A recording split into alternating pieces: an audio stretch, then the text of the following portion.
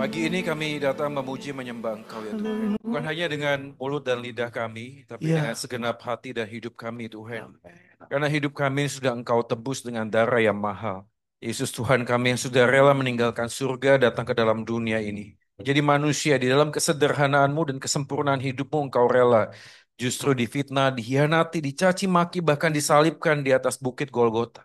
Tapi kami mengerti sekarang ya Tuhan bahwa Engkau tidak hanya mati menebus dosa kami, tapi Engkau juga bangkit. Di dalam Engkaulah kami menemukan kemenangan demi kemenangan dalam hidup kami ini, Tuhan. Ada banyak hal yang kami tidak mengerti dan pahami dalam hidup ini. Ada banyak ujian, pencobaan yang seringkali tak pernah kami duga sebelumnya terjadi dalam hidup kami. Tapi satu hal yang pasti adalah setiap musim kehidupan yang kami jalani, Engkau adalah Tuhan yang setia.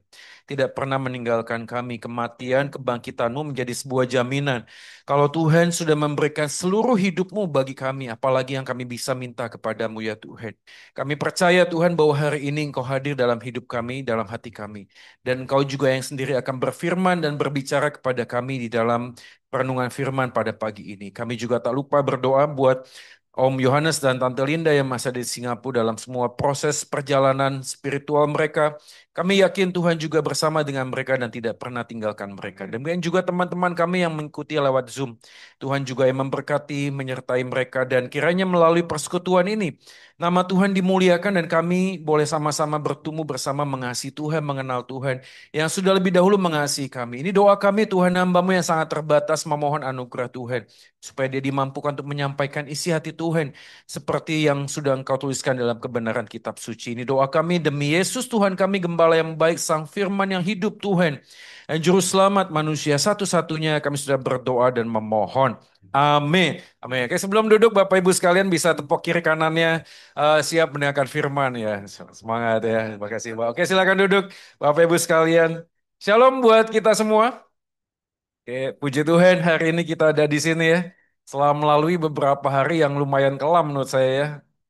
Ya, kita tetap berdoa buat Indonesia ini supaya semakin baik ke depannya. Tapi kalau kita ngomong tentang apa yang terjadi di belakang ini sebuah ujian betul ya? Sebuah ujian. Nah, hari ini cocok sekali dengan tema kita hari ini yaitu Injil di dalam setiap musim kehidupan. Mari kita langsung saja membuka Alkitab kita dari Pengkhotbah pasal 3. Kita Pengkhotbah pasal 3 ayat 1 sampai dengan ayatnya yang ke-11.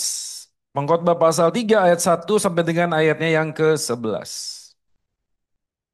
Khotbah 3 ayat 1 sampai 11. Oke. Udah dibantu di depan kalau yang memang kesulitan untuk membaca melalui handphone. Saya akan bacakan buat kita semua dan Bapak Ibu dan jemaat sekalian bisa menyimaknya di Alkitab masing-masing. Demikianlah firman Tuhan. Pengkhotbah pasal 3 ayat 1. Untuk segala sesuatu ada masanya, untuk apapun di bawah langit ada waktunya. Ada waktu untuk lahir, ada waktu untuk meninggal, ada waktu untuk menanam, ada waktu untuk mencabut yang ditanam, ada waktu untuk membunuh, ada waktu untuk menyembuhkan, ada waktu untuk merombak, ada waktu untuk membangun. Ada waktu untuk menangis, ada waktu untuk tertawa, ada waktu untuk meratap, ada waktu untuk menari. Ada waktu untuk membuang batu, ada waktu untuk mengumpulkan batu, ada waktu untuk memeluk, ada waktu untuk menahan diri dari memeluk. Ada waktu untuk mencari, ada waktu untuk membiarkan rugi, ada waktu untuk menyimpan, ada waktu untuk membuang, ada waktu untuk merobek, ada waktu untuk menjahit, ada waktu untuk berdiam diri, ada waktu untuk berbicara. Ada waktu untuk mengasihi, ada waktu untuk membenci, ada waktu untuk perang, ada waktu untuk damai. Apakah untung pekerja dari yang dikerjakannya dengan berjerih payah? Aku telah melihat pekerjaan yang diberikan Allah kepada anak-anak manusia untuk melelahkan dirinya. Ia membuat segala sesuatu indah pada waktunya, bahkan ia memberikan kekekalan dalam hati mereka. Tetapi manusia tidak dapat menyelami pekerjaan yang dilakukan Allah dari awal sampai akhir. Demikianlah firman Tuhan. Kita berbahagia kalau kita menjadi pelaku firman dalam hidup kita hari lepas hari. Ayat 11 ini yang paling sering dikutip ya. Saya nggak tahu ada berapa banyak versi lagu rohani yang menggunakan kalimat begitu ya. Kalimat ia membuat segala sesuatu indah pada waktunya. Amin ya. Amin ya. Tapi kelihatannya kok nggak dapat-dapat yang indah-indah ya dalam hidup ya. Ya, mungkin ada banyak hal yang kita perlu pahami di dalam bagian ayat ini. Nah, kita akan mulai menyimak bagian ini sebelumnya. Saya akan mengutip sebuah kalimat yang ditulis oleh Socrates, seorang filsuf Yunani. Dia membuat sebuah kalimat bagus banget ya. The unexamined life is not worth living. Sebuah hidup yang tidak teruji, tidak layak untuk dijalani. Ya, ini menarik ya kalimatnya ya, karena sejak dahulu, dari awal-awal dulu, manusia itu sudah mulai memikirkan kehidupan. Bahwa hidup yang tidak ada ujian, itu tidak layak untuk dijalani. Ya, ya sayangnya adalah Socrates tidak kenal alasan kenapa kita harus menempuh sebuah ujian. Saya tipikalnya adalah orang yang tidak suka ujian. Ada yang suka ujian? Ada yang suka setiap pagi itu Tuhan berikanlah saya ujian hidup hari ini. Itu ada, ada nggak sih? Ada. Nggak ada ya. Rasanya kita semuanya sama. Rasanya kita tuh nggak suka ujian. Saya juga waktu sekolah di sekolah itu nggak suka ujian. Ada di sini yang suka ujian. Yes, minggu depan ada ujian. Hore gitu. Ada. Rasanya nggak ada ya. Karena by nature di dalam diri kita tuh sangat tidak suka ujian. Tapi waktu saya mencoba untuk flashback melihat ke belakang, ternyata ujian itu penting. Betul nggak sih? Ya, ujian itu penting paling tidak untuk mengevaluasi diri kita sampai sejauh mana kita mengerti apa yang kita pelajari. Betul nggak sih? Kalau tidak ada ujian, kita nggak ngerti sampai sejauh mana kita mempelajari sesuatu. Kalau misalnya kita tahu ada ujian, maka kita mengevaluasi, kita mempersiapkan diri untuk menempuh ujian. Tapi semua persiapan dan evaluasi akan berujung pada sia-sia kalau kita tidak punya big picture tentang apa yang kita jalani. Betul nggak? Orang yang tidak punya sebuah harapan ke depan tuh mau jadi apa, ujian itu akan melelahkan. Capek gitu loh, dan membosankan dan menakutkan. Setiap kali mau ujian rasanya males banget. Kenapa? Karena kita cenderungnya itu nggak tahu big picture-nya. Apa sih yang akan kita jalani ke depan, betul nggak?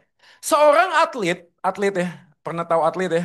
Mau lari, mau maraton, itu hidupnya menderita. Betul nggak sih? Bukan hanya sekedar dia itu tidak ada ujian, tapi setiap hari rasanya ada terus ujian dari coachnya.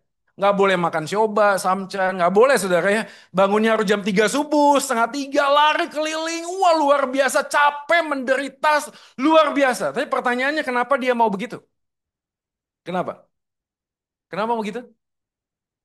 Karena jawabannya sederhana, ada sesuatu di balik semua penderitaan dan ujian yang akan dia capai, dan pencapaiannya itu bisa mengobati semua hal yang dia kerjakan. Di sini ada ibu-ibu yang punya anak.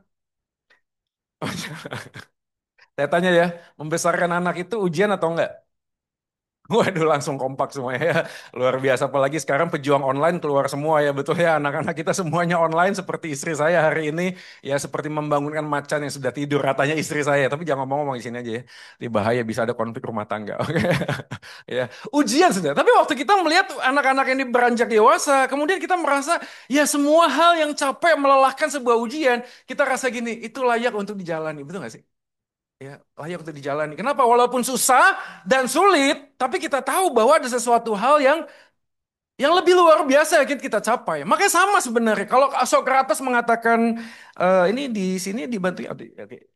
Kalau Socrates mengatakan hidup yang tidak diuji tidak layak untuk dijalani, benar banget. Tapi sayangnya Socrates tidak dapat memberikan jawaban kenapa kita harus menjalani sebuah ujian.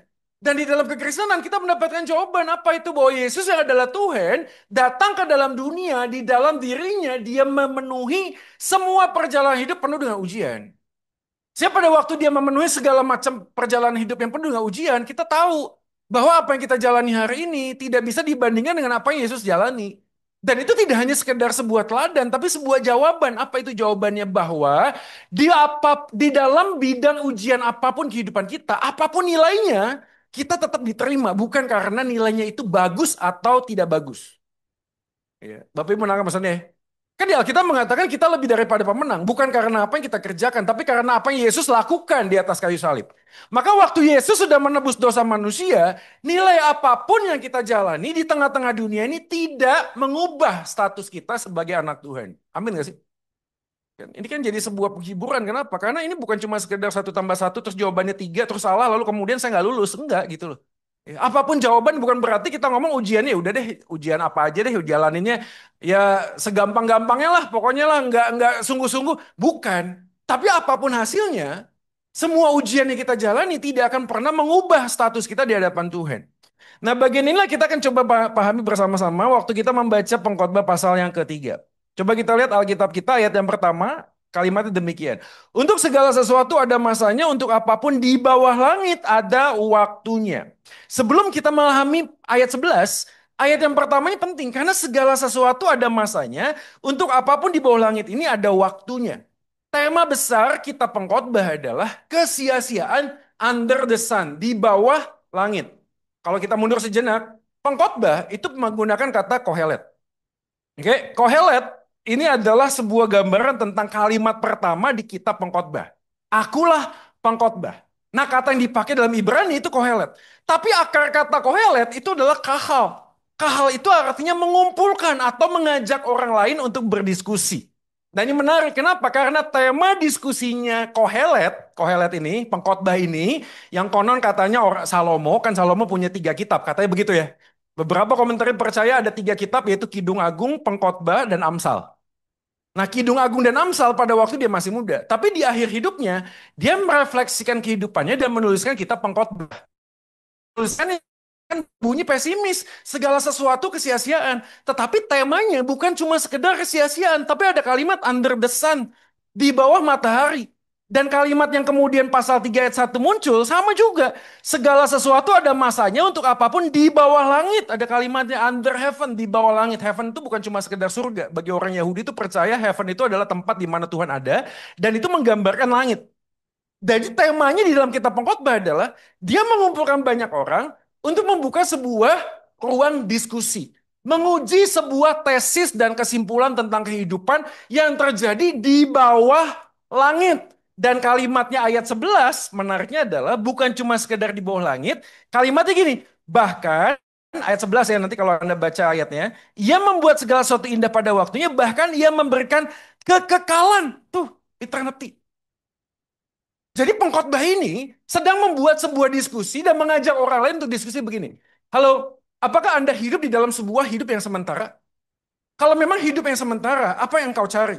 Pengkhotbah mengatakan, semua yang dilakukan di bawah matahari, di bawah langit, itu useless, sia-sia, only in vain, nggak ada artinya seperti menjaring angin.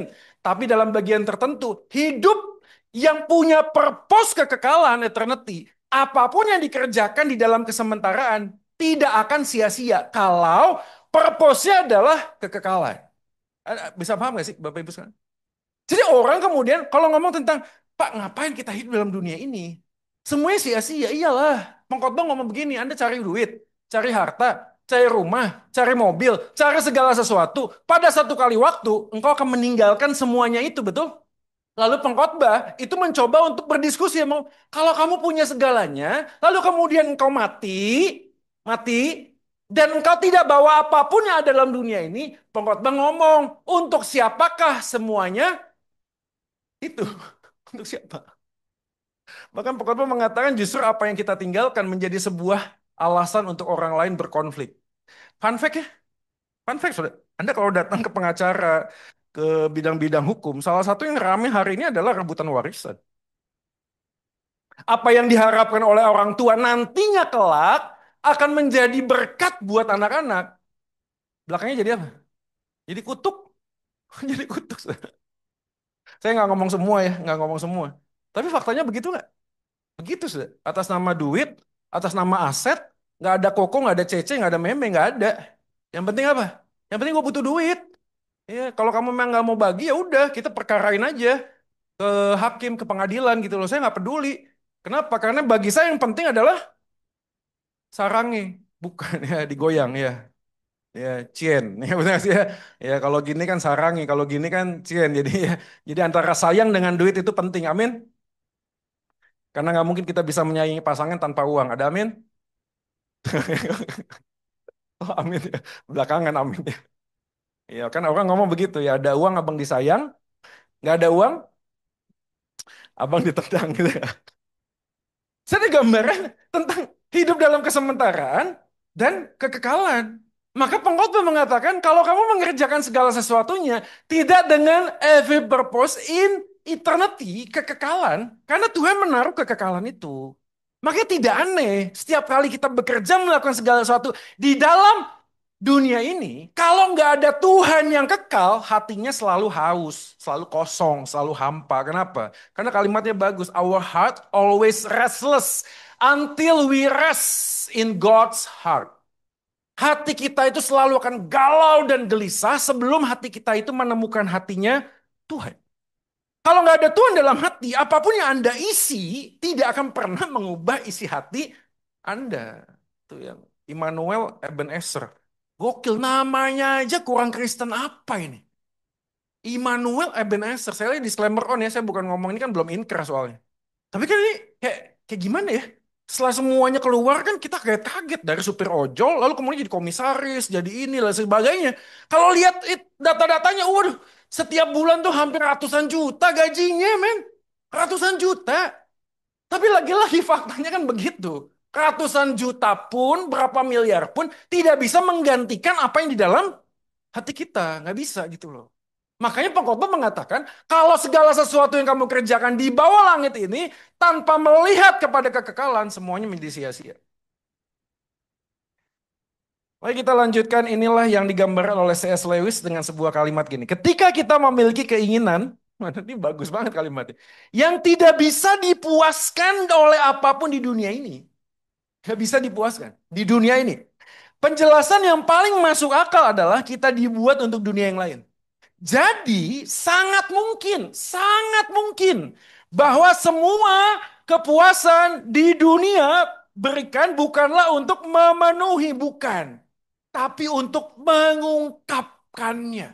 Dunia menawarkan kenyamanan, dunia menawarkan kontrol, kendali, posisi, dan segala sesuatunya. Kita semuanya tidak akan pernah puas. Bahkan waktu kita ngomong mana keadilan.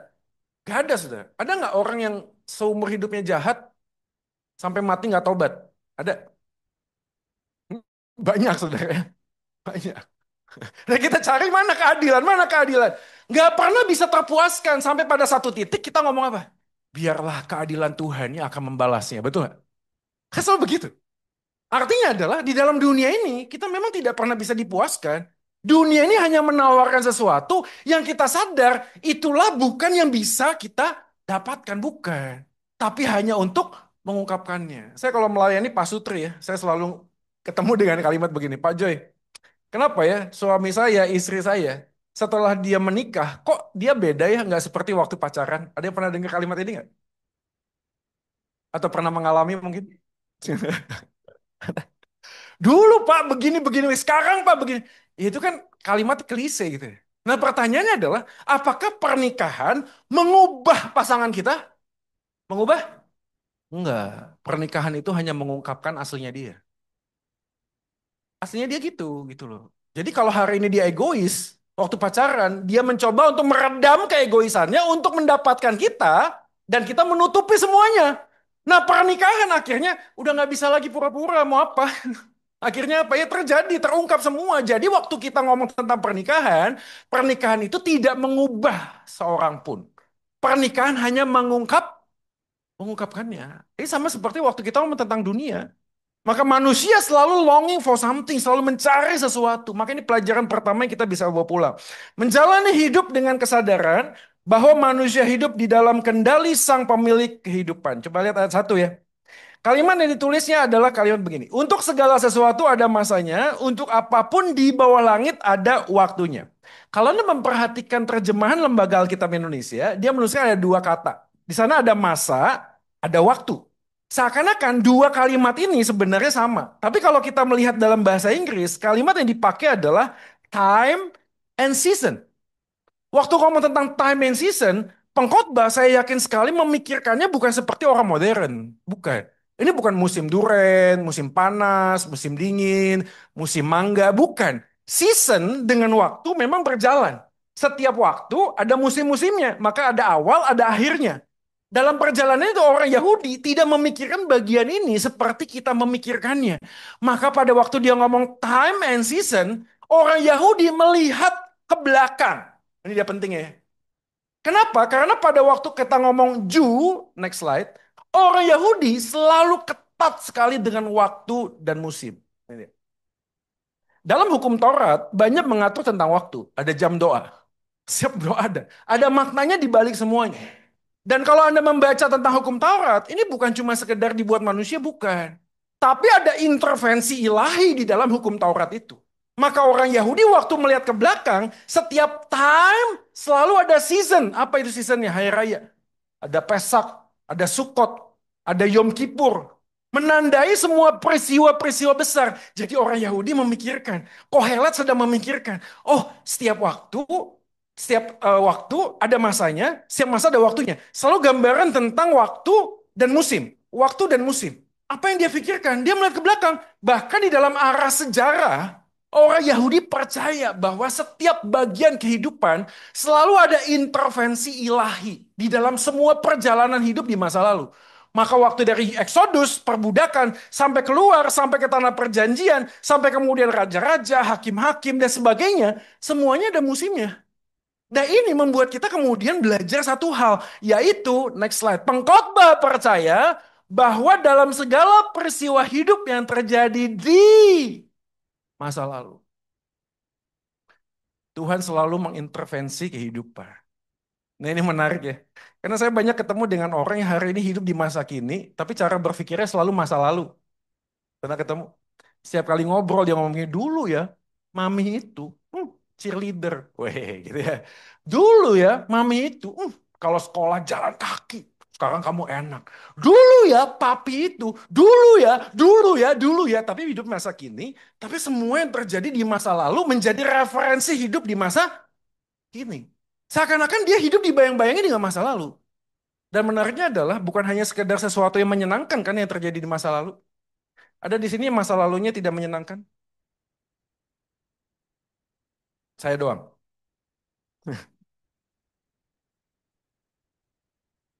Tapi hari ini kita belajar satu hal. Pada waktu pengkhotbah mengatakan ada musim, ada waktu, pengkhotbah ingin mengajak orang-orang yang mendengarnya untuk memikirkan ulang apa yang terjadi dalam kehidupan kita hari ini. Apa yang terjadi? Apa yang terjadi di masa lalu? Pada waktu dia ngomong tentang waktu dan musim, pengkhotbah percaya apapun musim kehidupan, di situ ada Tuhan. Disinilah kita menemukan sebuah jawaban bahwa waktu Yesus mati menebus dosa kita, dia bukan cuma sekedar mati menebus dosaku yang hari ini. Bukan. Tapi yang masa lalu dan juga apa yang akan terjadi di masa depan. Lunas dibayar, bukan setengah-setengah. Bukan dicicil, tapi lunas dibayar. Artinya apa yang terjadi di masa lalumu hari ini, Yesus sudah mati menebusnya. Betul nggak sih? Tapi berapa banyak orang hari ini hidup dengan kekecewaan dan penyesalan. Nah, ini dia next slide.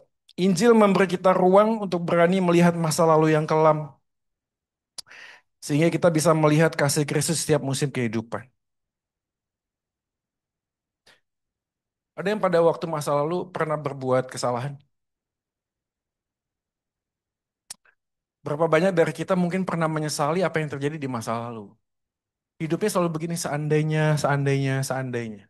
Seandainya saya tidak nikah dengan dia, hidupku mungkin akan lebih bahagia. Seandainya saya tidak bisnis dengan dia, mungkin hari ini pekerjaanku akan aman-aman saja.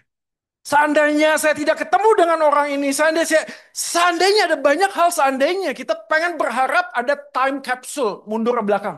Dan mengubah sesuatu yang terjadi di masa lalu supaya hari ini kita bisa looking for happiness. Dan pertanyaannya apakah bisa kita kembali ke belakang? Nggak bisa, saudara. Nggak bisa. Tapi Injil membuat kita kemudian berani melihat ke belakang di dalam masa lalu. Saya kan pernah cerita ya, ada berapa banyak anak muda hari ini workaholic dari pagi sampai pagi kerjanya. Kenapa bro kamu kerja begitu? Jawabannya simpel, karena waktu muda Pak, saya pernah diomongin si miskin, si kere. Dasar miskin lu, miskin, kere. Dalam bagian kejadian itulah, di dalam hati saya mengatakan saya tidak boleh miskin. Karena miskin sama dengan jelek, miskin sama dengan dibully. Saya berusaha semaksimal mungkin untuk membuat validasi perasaan saya dan membuktikan. Saya berhasil, saya sukses. Sudah, masa lalu membentuk sebuah berhala dalam hati. Apa berhalanya? Pembuktian diri. Pengakuan, pengakuan. Berapa banyak hari ini anak-anak muda setelah menikah beberapa tahun ngambil KPR, saya udah cerita juga. Di dalam perjalanannya nggak bisa bayar, karena floating bunganya. Begitu kita ngobrol panjang kali lebar, dia nangis, dia ngomong, Pak, saya udah capek, Pak, diomongin sama mertua saya, Pak. Dia selalu ngomong, kapan anak saya dibeliin rumah? Saya dia berusaha sebisa mungkin untuk menunjukkan dirinya dan menggunakan topeng mengatakan saya bisa, saya berhasil, padahal dia nggak bisa dan belum berhasil. Tapi hari ini capek kan hidup kayak gitu. Capek, Sob. Capek. Mencoba untuk mengatakan bahwa semua yang terjadi di masa lalu nggak ada apa-apanya. Saya nggak tahu juga berapa banyak orang Kristen hari ini menyimpan kebencian. Kebencian sudah. Orangnya udah meninggal padahal udah meninggal. Tapi terus terikat dengan sebuah perkataan. Pak, mertua saya, Pak ngomong sama saya. Kamu itu menantu yang nggak tahu diri. Ngomongnya pelan, men. Pelan, flat. Kamu itu menantu yang nggak tahu diri. Menyesal saya merestui kamu menikah dengan anak saya. Sakit, saudara. Orang udah nggak ada. Tapi hari ini hidup di dalam masa lalu. Menariknya apa? Orang seperti ini muncul sindrom. Muncul gejala-gejala tertentu. Apa itu? Seakan-akan di tengah-tengah keramaian berasa mas sepi. Ada nggak sih? Ada orang nggak tahu apa-apa tiba-tiba nangis aja nangis gitu, nangis aja gitu. Entah kalau ngomong, can you identify what you feeling? Nggak bisa gitu loh, nggak bisa mengidentifikasi. Kenapa ya? Nggak tahu Pak, nggak tahu. Tapi saya pengen nangis, saya merasa useless, merasa kosong, merasa hampa, nggak merasa berarti. Saya nggak layak Pak. Saya ketemu dengan beberapa pemudi hari ini begitu, begitu sudah. Begitu ada cowok deketin dia, dia suka mundur sudah. Kenapa? Karena dulu dia pernah buat dosa, pacarannya nggak kudus. Dan pada waktu itu terjadi dia nyesel nggak bisa muter lagi Pak. Tapi dia merasa dirinya kotor, jijik, jijik, dan najis. Jadi setiap kali ada orang yang mengatakan enggak, kamu nggak layak buat saya, kamu nggak layak buat saya. Saya nggak tahu berapa banyak dari kita hari ini menyimpan kebencian. Ada ada yang hidup dengan pengandaian seandainya Pak, seandainya Pak. Ada hidup dengan sebuah kekelaman masa lalu. Kenapa? Karena bapak ibunya mengambil keputusan sendiri dan berpisah, bercerai. Saya waktu itu masih kecil, Pak, nggak bisa protes. Tapi yang saya tahu adalah mama saya kawin lagi. Dan itu menyakitkan buat saya. Tapi saya nggak bisa protes, Pak. Saya simpan dan saya berpikir diemin aja, ntar juga akan baik-baik sendiri. Enggak, sebenarnya. Siapa yang bilang baik-baik sendiri? Enggak. Ya, Anda akan memunculkan mekanisme pertahanan diri. Caranya, Anda akan terus berusaha supaya hati Anda, hidup Anda tidak lagi terluka seperti di masa lalu. Apa yang terjadi? Nikah sih nikah, tapi lulu gue-gue. Udah lulu gue-gue, nggak usah terlalu dekat. Nanti kalau terlalu dekat, saya nggak siap terluka lagi. Kenapa? Karena Anda belum beres dengan masa lalu ini nih. Kesulitan hidup tidak akan menjadi sebuah kerumitan. Kalau kita tahu Tuhan yang pegang kendali dalam semua pergumulan hidup. Pertanyaan, apakah pada waktu Anda dibully seperti itu, Tuhan tidak ada? Ada. Apakah pada waktu mertua Anda, menantu Anda, atau siapapun melukai hati Anda, Tuhan tidak ada di sana? Ada. Ada. Maka dia punya maksud dan tujuan. Maka Pengkhotbah pasal 3 ayat 11, ia membuat segala sesuatu indah pada waktunya. Sekaligus apa? Dia merangkai kejadian masa lalu yang tidak menyenangkan untuk menjadi masa depan yang indah penuh harapan. Kalau apa? Kalau kita berani face the past, melihat, memahami, berdamai sudah. Ini ya saya pernah kasih gambaran Paul Hibbert ya di next slide. Jadi, oh ini tadi udah ya, udah lewat. Tadi kurang banyak. Oke. Nah ini ada slide berikutnya, ini yang gambarkan. Ini pernah tahu ini kan? Jadi ini worldview, ini cara pandang. Semua manusia itu punya cara pandang ya. Seperti orang tuh melihat sesuatu. Kalau orang pakai kacamata. Jadi kalau lensanya merah, hitam, kuning, dia akan melihat semuanya. Ngelihatnya sama, tapi bagi dia, dia kasih ini kuning, ini merah, ini hitam gitu. Worldview. Nah cara pandang kita melihat dunia itu terkait tiga hal nih dia. Belief, jadi kita baca Alkitab, kita belajar doktrin, nih, kepercayaan. Apapun keyakinannya lah, banyak lah. Ya Muslim, Buddhis, Hindu sama semua, belief. Tapi itu nggak berhenti di sana, karena ada value. Ingat ya, value itu adalah sesuatu hal yang kita nilai itu benar atau tidak benar, itu sadar atau tidak. Melalui apa? Tradisi. Ya. Contoh misalnya, beberapa orang Jawa ngomong, jangan berdiri dekat pintu, nanti susah jodoh. Pernah dengerin? Nggak boleh potong kuku kalau malam. Ya, beberapa orang hari ini di rumahnya masih ada cermin ya, di depan pintu rumah. Konon katanya kalau ada setan mau masuk, ngelihat wajahnya terus takut dia pergi. Katanya begitu, nggak tahu correct me if I'm wrong gitu ya. Ada orang yang punya tradisi. Jadi dia punya sistem nilai kekristenan, belief, tapi tradisinya masih dia pegang. Makanya nggak aneh. Kalau beberapa orang hari ini setiap kali lewat pohon gede, suka permisi. Misi mbak. Gitu. Kalau lewat kuburan, wah misi ya, misi. Padahal kan orang mati ya. Karena punya tradisi. Tradisi itu dari mana? Macam-macam. Informasi dari orang tua lah. Di mana kita dibesarkan lah. Macam-macam. Ada budaya Jawa, budaya Cina. Banyak sudah. Batak juga sama. Ya seperti saya ngomong. Orang kalau menikah dikasih ulos. Ya. Lalu kemudian ada kasta tertentu ngomong. Nanti kalau kamu pakai ulos ini ya. Kalian tidak akan bercerai. Wah, saudara saya nikah nggak pakai ulos. Nggak pakai adat. Cerai. Nah, nenek di sana di kampung ngomong. Wah sudah kubilang kan. Matilah kau katanya kan. Kenapa nggak kau pakai adat? Matilah kau kan gitu ya, bercerai. Padahal faktanya ada nggak yang sudah pakai ulos bercerai juga? Banyak juga gitu loh. Tapi ada orang pegang tradisi value. Ini dia yang menarik. Bukan cuma kepercayaan, bukan cuma tradisi, tapi perasaan. Anda tahu perasaan? Saya ketemu dengan satu orang jemaat yang hari ini belum bisa move on dari COVID. Saya bilang, Pak, saya masih belum bisa percaya Tuhan 100%, Pak. Karena pada waktu COVID, tiga anggota keluarga saya yang paling dekat meninggal dunia dalam waktu yang cepat, Pak. Itu hitungan hari, Pak. Istri saya meninggal, anak saya pertama meninggal, anak saya yang kedua meninggal. Dan saya tahunya belakangan. Karena orang pada itu mikir, kalau bapak nanti lagi sakit, bapak dikasih tahu istrinya meninggal, bapak ikut meninggal. Dan dia marah pada waktu itu. Kenapa nggak kasih tahu saya kalau mereka sudah nggak ada? Marah, Wak. Tapi itu bertahun-tahun saudara dipegang terus perasaan. Dia merasa Tuhan, kau tidak sayang sama saya Tuhan. Kau tidak sayang. Omong kosong ada Tuhan. Pertanyaan dia ke gereja nggak?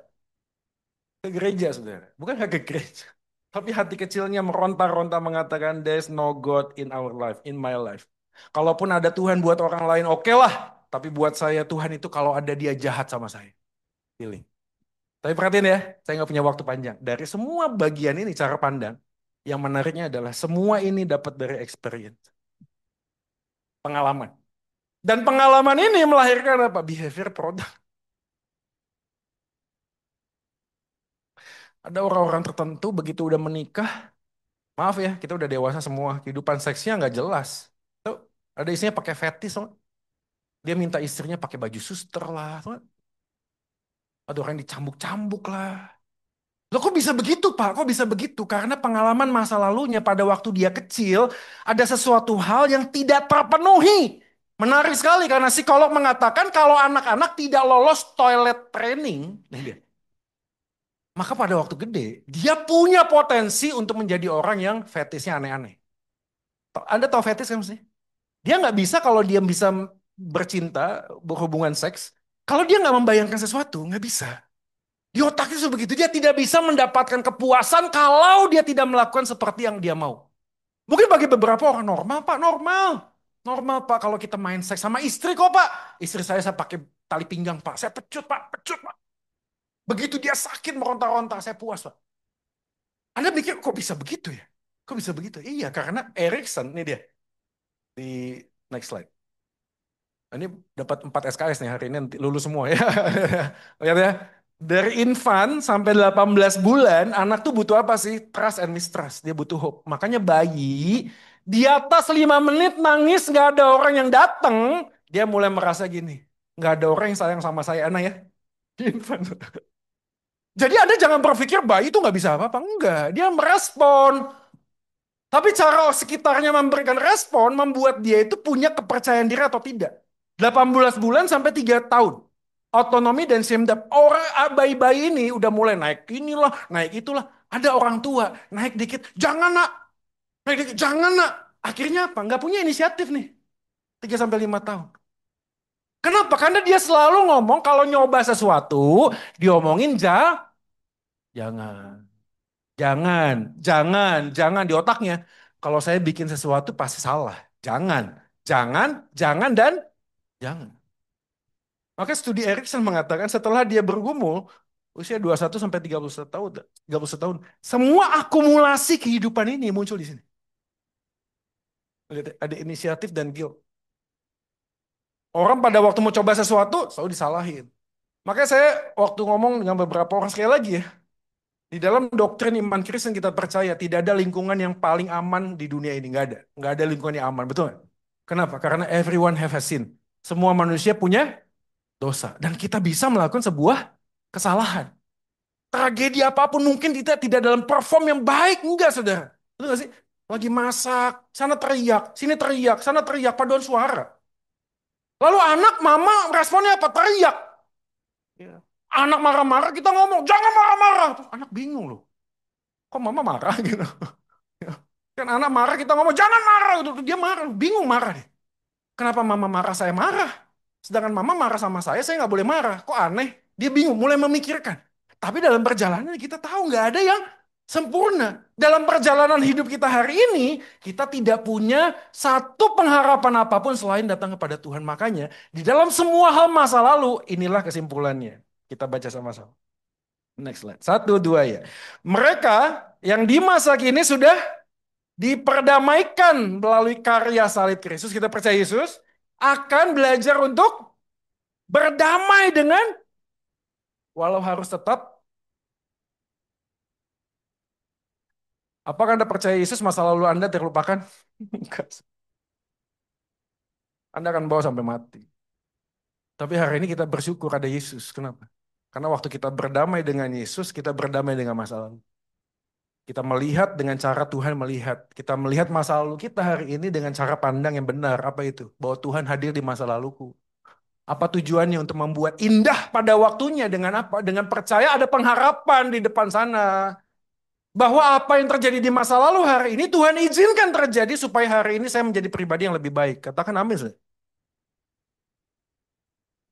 Anda pikir saya ada di sini dengan perjalanan masa lalu yang gampang? Enggak, saudara. Habis-habisan, saudara. Rumah saya itu kosong, saudara. Kosong song. Ya, seperti rumahnya Saroni. Kosong. Kalau dia di Jakarta, saya enggak. Saya open garage, saudara. Begitu papa mama saya ke Jakarta, saya buka rumah saya. Saya butuh duit kan buat beli putau. Saya bilang, apa mau dia ambil, ambil, ambil, ambil. Ayo. Magic jar, sama nasi-nasinya saya jual. Gelas kristal mami saya jual. Semua dijual, sudah. Habis. Sampai apa saya bingung nih mau diapain lagi anak ini. 5 kali panti rehabilitasi. Anda tahu, dari pendeta-pendeta yang biasa sampai yang luar biasa dipanggil sama mami saya ke rumah. Dari yang datangnya sederhana sampai yang datangnya pakai jubah, dipercik minyak, minyak goreng, minyak apa, banyak pokoknya semua macam minyak sudah ya. Semua model-model ritual dipakai sudah. Kayak udah desperate datang ke dokter A, dokter B, dokter C, tetap aja gitu lagi. Sampai RSKO dulu terkenal banget di Jakarta Al-Bahri. Detok Pak, ini harus didetok anaknya, didetok saya seminggu, pakai lagi. Tetap begitu sih. Sebulan, 2 bulan, setahun, enggak, 8 tahun lebih. 8 tahun nggak ada satu hari pun mama saya nggak nangis. Sampai abang saya ngomong sama mama saya, jangan lagi doain anak itu, anggap aja udah mati. Itu pengakuan abang saya waktu saya pulang setelah saya bertobat, begitu ngomong. Mama tuh nggak boleh lagi doa buat kamu katanya. Anggap aja udah mati, mama masih punya 2 anak. Setelah itu kalau saya ngeliat, wah kok begitu ya? Kok begitu ya? Tapi Anda lihat saya hari ini tetap ganteng. Saya percaya dan yakin Tuhan membuat segala sesuatu indah pada waktunya. Ketika apa? Ketika Anda mau berdamai dengan masa lalu. Ketika Anda mau melepaskan pengampunan.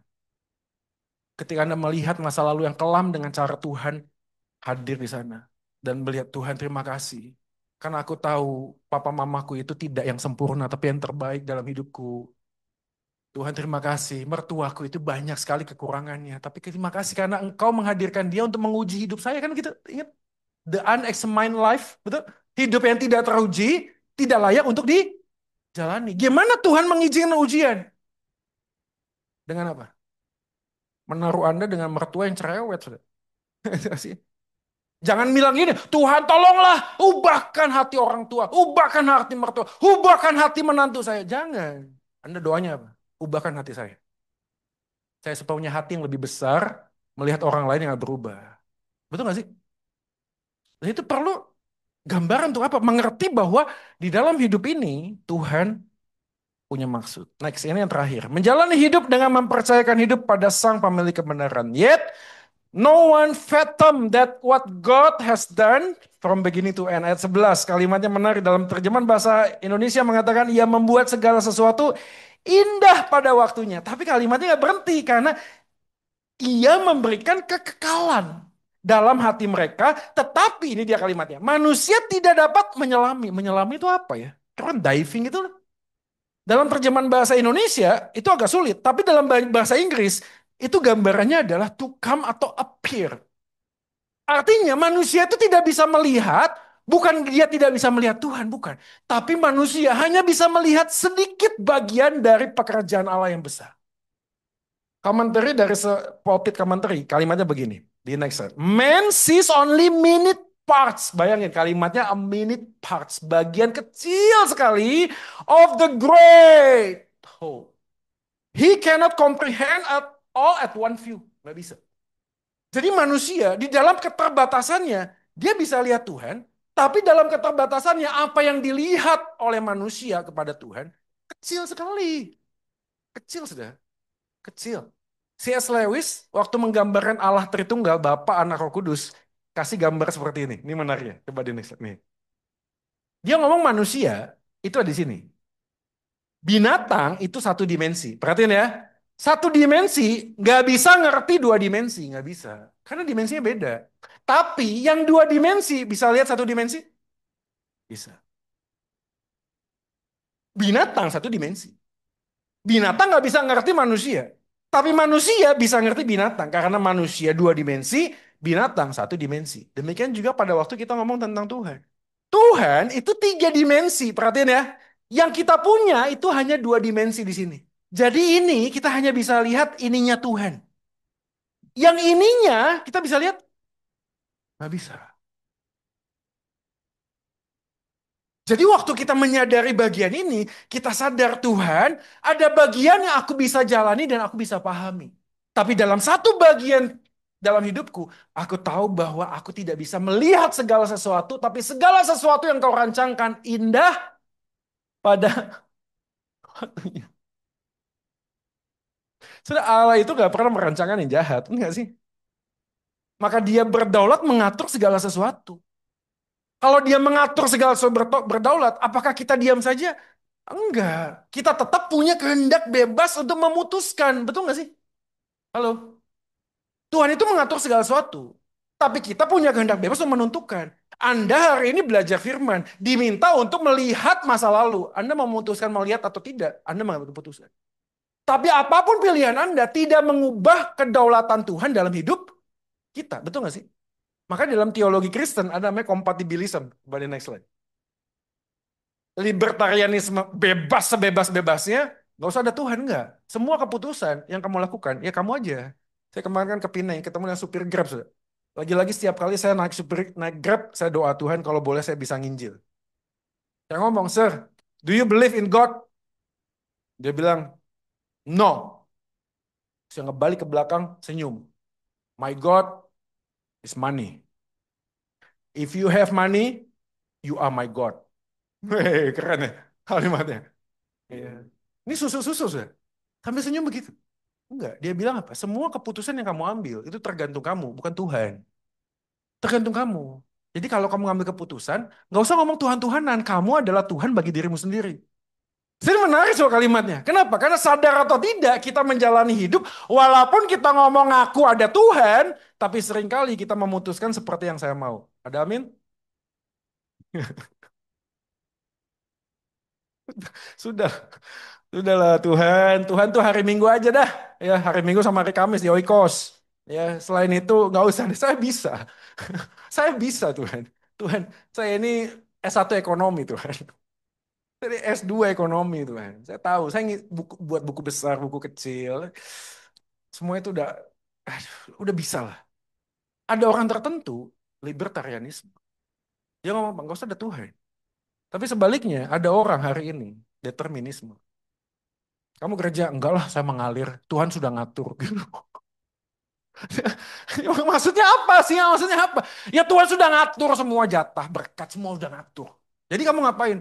Saya doa, puasa, tidur, ya, bikin baik, baca Alkitab, ya, ke gereja bolak-balik, no, pelayanan gitu. Ya. Nggak usah ngurus bisnis, Tuhan pasti akan membukakan tingkap-tingkap surga. Kamu tahu nggak dulu itu bangsa Israel nggak ngapa-ngapain, burung datang kasih Kentucky, kasih McDonald's, sudah cukup lah. Tuhan itu pasti mengatur memenuhi kehidupan kita. Ada yang beda? Ada, saudara. Ini determinisme.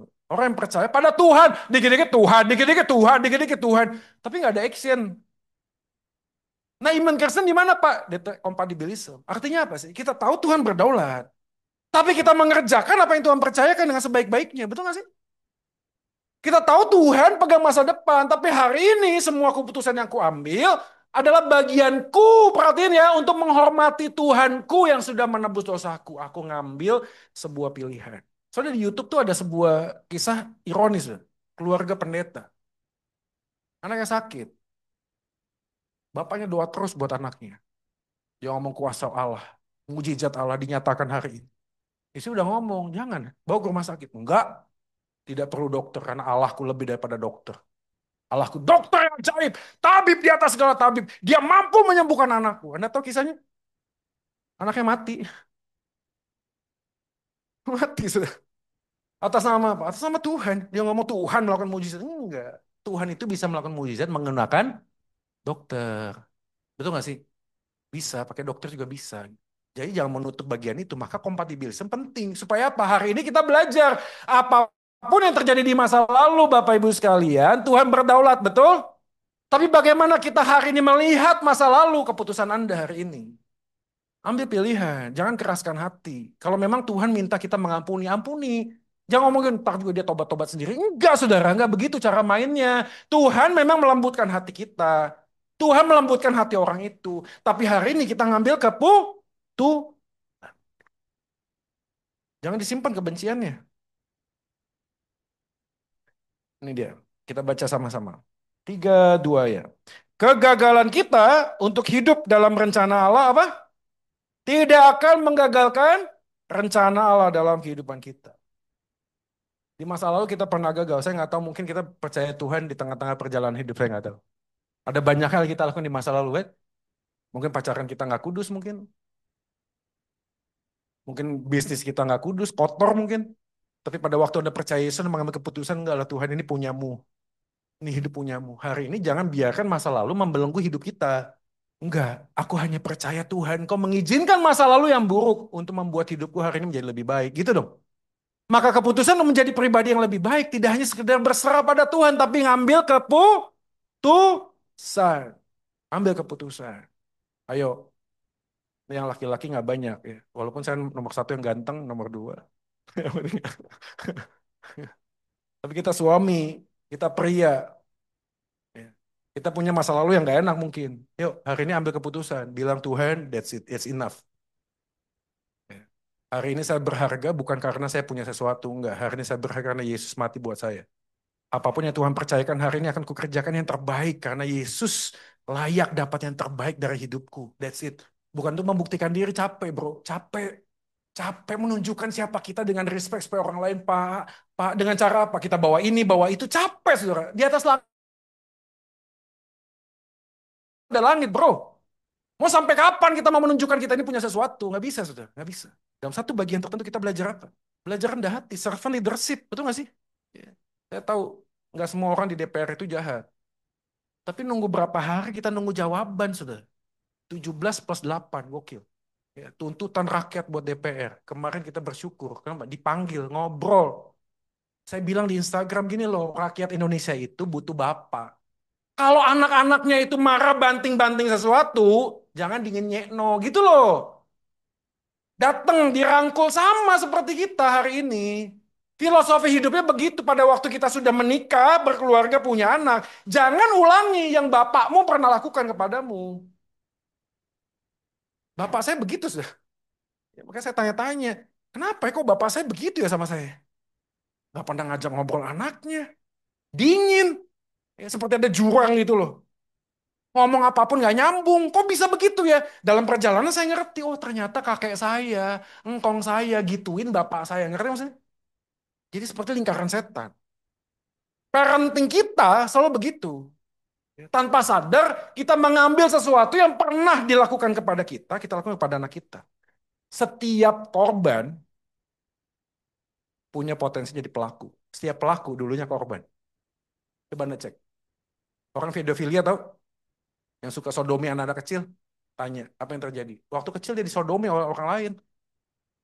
So lingkarannya setan. Orang pernah melakukan sesuatu yang jahat pada saya, dan saya tidak bisa berdamai dengan hal itu, apa yang saya lakukan? Saya akan lakukan itu pada orang lain. Saya pernah dilakukan sesuatu yang tidak layak dari bapak saya. Begitu saya menikah punya anak, apa yang saya lakukan? Saya lakukan kepada anak saya. Transfernya begitu. Sama, semua kita. Dan hari ini kita diajar apa? Yuk datang kepada masa lalu. Berdamai. Next, ini yang terakhir. Kita baca sama-sama sekali lagi. Tiga, dua ya. Dalam kedaulatannya, Tuhan Biarkan kita mengalami pergumulan, namun tak akan pernah meninggalkan kita saat menghadapi pergumulan itu. Di akhir perenungan ini, saya mengajak kita hari ini untuk seperti Kohelet. Anda mau melihat masa depan, kekekalan, apa yang harus Anda lakukan? Anda balik badan sejenak, lihat masa lalumu. Ada hal yang Anda harus perdamaikan, keputusan yang harus Anda ambil, lakukan hari ini. Anda pernah merasa sakit hati karena ada orang omong sesuatu di masa lalu, datang hari ini. Anda pernah terluka di masa lalu, berdamai hari ini. Anda pernah diperlakukan yang tidak baik oleh orang tua Anda, datang kepada orang tua Anda. Berhenti tidak lakukan lagi kepada anak Anda. Datang kepada Tuhan, Tuhan saya tidak mampu. Engkau mengizinkan di dalam kedaulatanmu, di dalam masa lalu saya, tapi hari ini aku mengambil keputusan untuk hidup menjadi pribadi yang lebih baik ke depannya. Dan kita tidak bisa melakukannya, kecuali apa? Datang kepada Injil, datang kepada Kristus, meminta pertolongan dan kuasa kebangkitannya.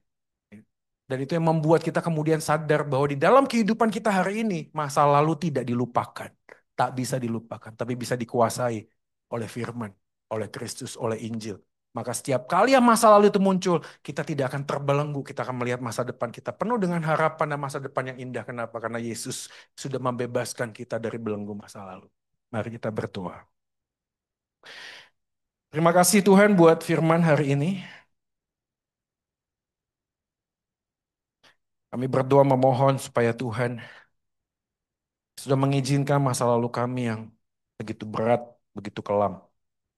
Mungkin ada di antara kita hari ini yang bergumul dengan apa yang terjadi situasi keluarga kami, orang yang terdekat dengan kami. Membuat kami seakan-akan hidup di masa lalu. Bayang-bayang kata-kata yang melukai, membekas demikian di dalam hati kami. Sehingga kami tidak lagi bisa melihat kehidupan kami sebagaimana Tuhan ingin melihatnya. Dan hari ini kami berkomitmen.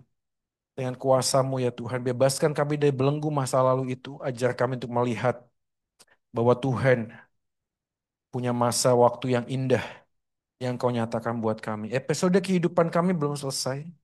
Kami masih diberikan kesempatan untuk memulihkan relasi yang ada. Dan hamba berdoa kiranya apapun yang kami akan putuskan, menyenangkan hati Tuhan. Dan menjadi berkat buat istri, suami, anak-anak, mertua, siapapun yang ada di sekitar kami. Dan di dalam kehidupan yang kami jalani di tengah-tengah sementaraan ini, kami melihat ada kekekalan. Di sanalah kami kemudian akan berjumpa dengan Tuhan. Nah, selama kami masih bisa hidup, kami rindu mempersembahkan hidup kami ini bagi Tuhan. Ini doa kami, demi Kristus Tuhan kami yang hidup, kami sudah berdoa dan memohon. Amin. Kita berikan tepuk tangan yang terbaik buat Yesus Tuhan kita.